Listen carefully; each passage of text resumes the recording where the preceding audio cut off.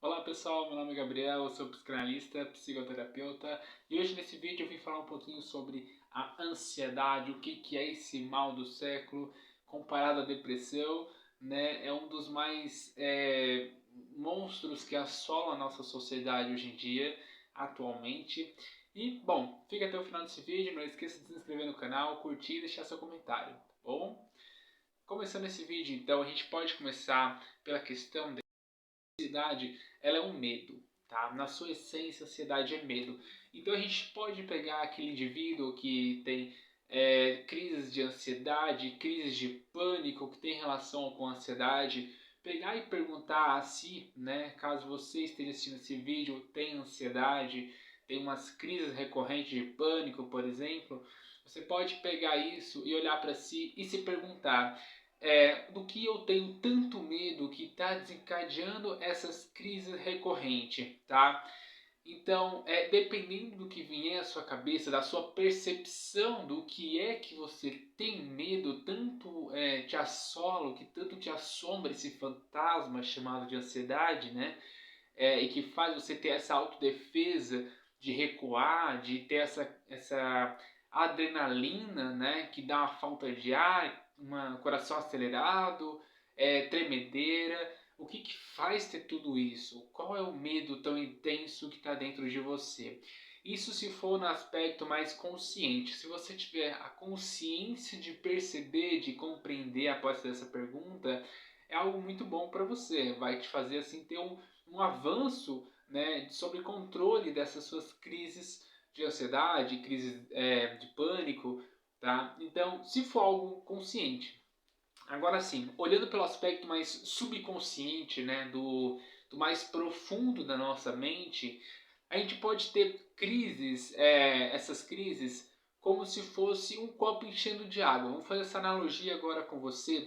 O copo está enchendo de água, né, e uma hora ele transborda. Não necessariamente pode ser por gatilhos que fazem você remeter uma lembrança e dali começa a vir algo agoniante e aí você começa uma crise. Não necessariamente pode ser disso, conscientemente. Você pode estar ali no seu dia a dia, sem gatilho consciente, você simplesmente começa a ter crises de ansiedade.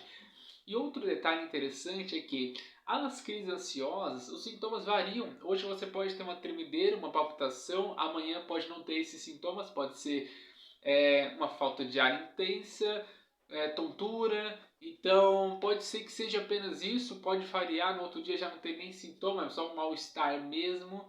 Tá? E os sintomas variam, a intensidade também varia, o sintoma pode ser de fraco a intenso, de intenso começar a ser mais fraco, mas porém variar entre vários sintomas, assim como sumir um, substituir de um para outro. Então as crises ansiosas, os sintomas variam bastante. Agora retomando a questão do que a gente estava comentando aqui nesse vídeo, né, sobre a ansiedade, a gente percebe que identificando o medo, se for consciente, fica mais fácil para você controlar essas crises, tá? É só trabalhar os gatilhos e mostrar essa questão da descoberta com o seu terapeuta para que vocês consigam chegar a soluções melhores do que fazer, tá bom? Agora na questão subconsciente, né, como eu disse sobre o copo, a analogia do copo transbordando, né, e você tem uma crise sem um motivo, mesmo sem um gatilho, isso acontece. Por quê? No nosso subconsciente, a questão do que causou, do que desencadeia ali a ansiedade, né, a crise, fica constantemente passando no nosso consciente. Imagina agora aqui comigo o seu consciente, de você estar pensando aqui comigo conforme eu falo, raciocinando. Então você percebe que tem um fluxo de pensamento constante, outros que vêm e vão, tipo o vento passa e desaparece, né? Tem esse fluxo constante, tem um fluxo tipo um vento. Nessa questão do subconsciente, normalmente são aleatórios, mas quando você passa por um trauma, experiência muito que existe muita pressão psicológica, você fica marcado com aquilo, o que fica repetindo no seu inconsciente não é como se fosse um vento, tá? É inconstância, na verdade. É aquela lembrança, aquele gatilho que seria consciente, você passa por uma situação e de repente te remete à lembrança, e aí você tem um gatilho consciente. Nesse caso, o subconsciente, aquilo fica constantemente, é como se você estivesse vivendo o gatilho constante, sem ter a percepção de que você está tendo aquela vivência, entende? É como se agora, nesse momento, você está tendo uma crise leve de ansiedade e não teve um gatilho aparente, conscientemente. Porém, no seu subconsciente, o gatilho está ali, nesse exato momento, passando na sua cabeça. Então, é aquela história do copo encheu de água, sem um gatilho, e você começou a ter uma crise. Esses momentos de subconsciente, o profissional mais indicado é um psicanalista, para analisar, trazer do subconsciente para o consciente e vocês poderem trabalhar em conjunto. Tá? Importante que você pode ter crise de ansiedade do seu subconsciente, mas você também pode ter crises de ansiedade ao mesmo tempo ou no mesmo dia, que seja na mesma semana, consciente, tá? Então as crises elas variam, a intensidade, os sintomas também variam bastante, não há um padrão específico. O que ocorre muito na questão de sintomas é que os sintomas mais comuns são tremedeiras, são falta de ar, coração acelerado, tá? Calafrios, entre outros, já são sintomas menos comuns, mas sim você pode sentir eles.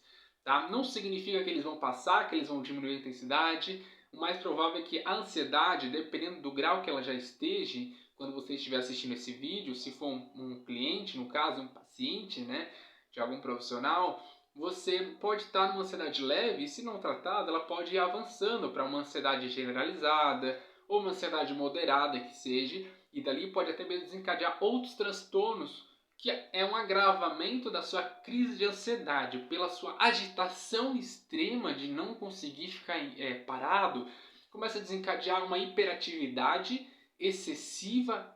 O que é hiperatividade? É um excesso de funções ativas no seu cérebro, tá? São excesso de trabalhos ali, seu cérebro não para de trabalhar excessivamente, o que vai ocasionar muita fadiga mental, cansaço, aquela questão de você ter ansiedade, mas sente um cansaço, como se fosse um aspecto depressivo, né? Que sente aquele cansaço físico, mas de origem mental, porque você não fez muita coisa, mas está cansada. É por conta disso, o cérebro intensamente trabalhando, não parando, ele dá essa fadiga mental. Não para por aí, esse excesso de trabalho, igual no hiperativismo do TDAH, né? O que acontece? Você percebe muito isso em ansiedade generalizada, que é o que eu estou comentando agora, sobre a hiperatividade, ou de fato de um hiperativo ali, de um transtorno de TDAH.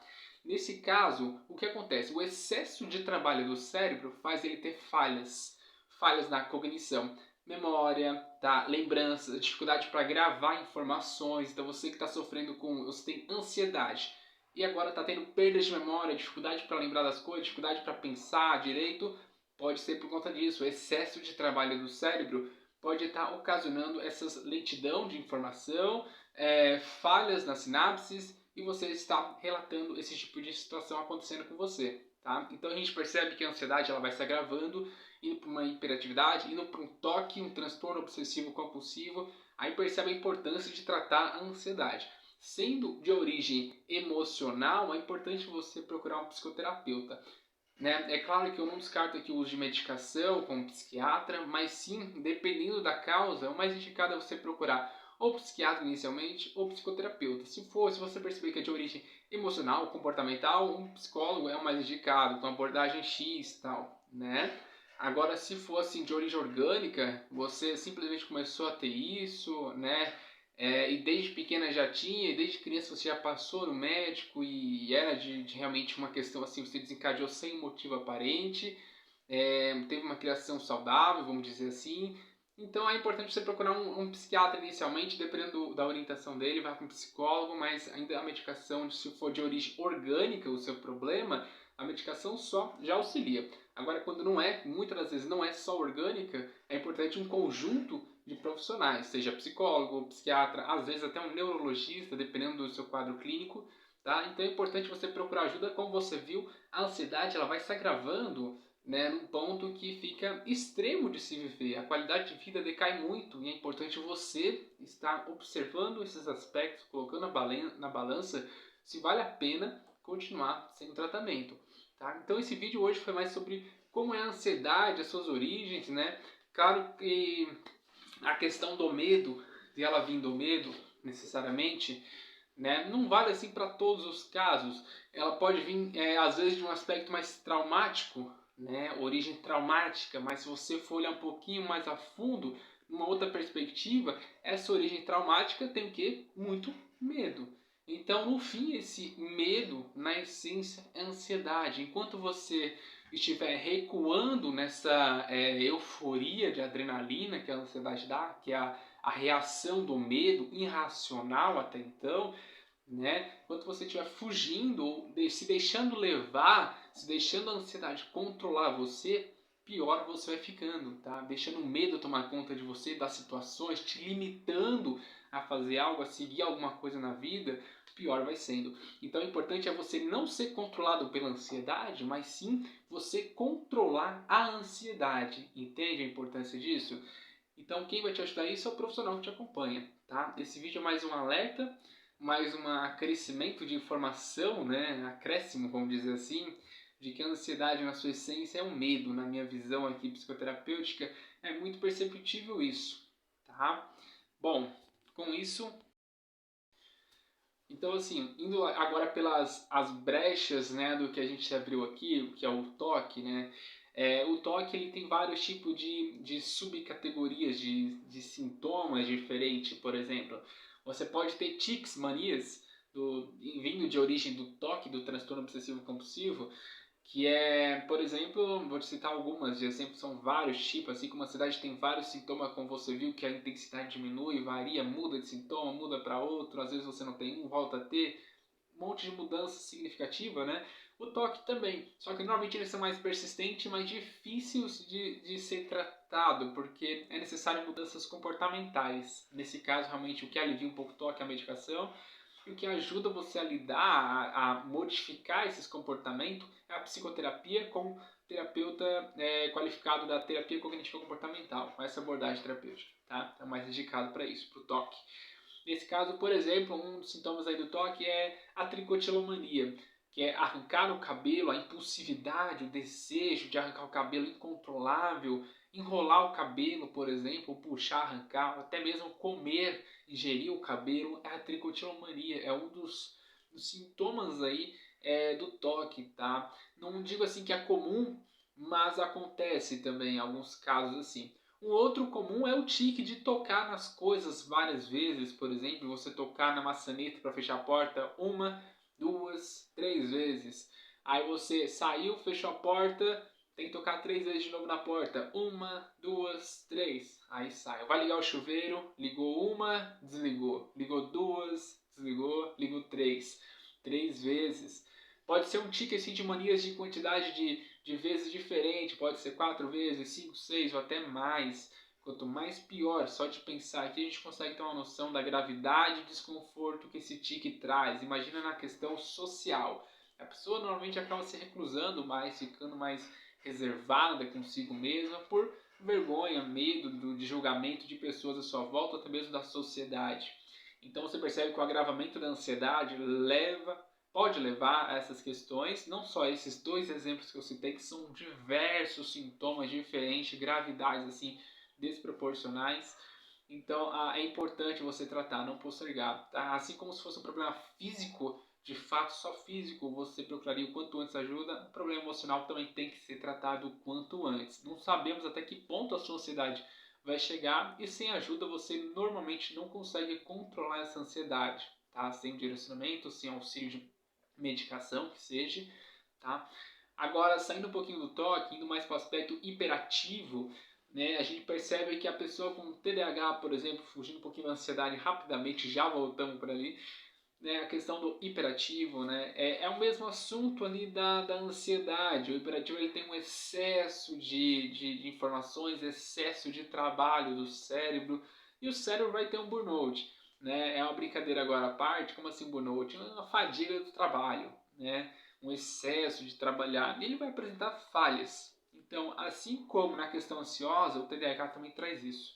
Claro que tem uma vantagem do TDAH, que é o hiperfoco. A pessoa que tem TDAH, ela tem um hiperfoco.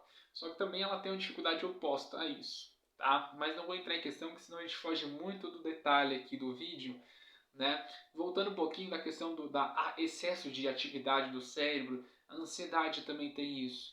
Não necessariamente ela tem que se agravar para você ter essa dificuldade de lembrar, pensar. Uma ansiedade leve já pode começar a apresentar indícios de que seu cérebro já está fadigado, cansado. Então, quanto antes você se ajudar, se olhar, observar que tem um problema ali, reconhecer isso, melhor para você, tá? Esse vídeo praticamente foi sobre mais ansiedade, seus aspectos familiares aí do toque, da hiperatividade, né? Claro que a gente poderia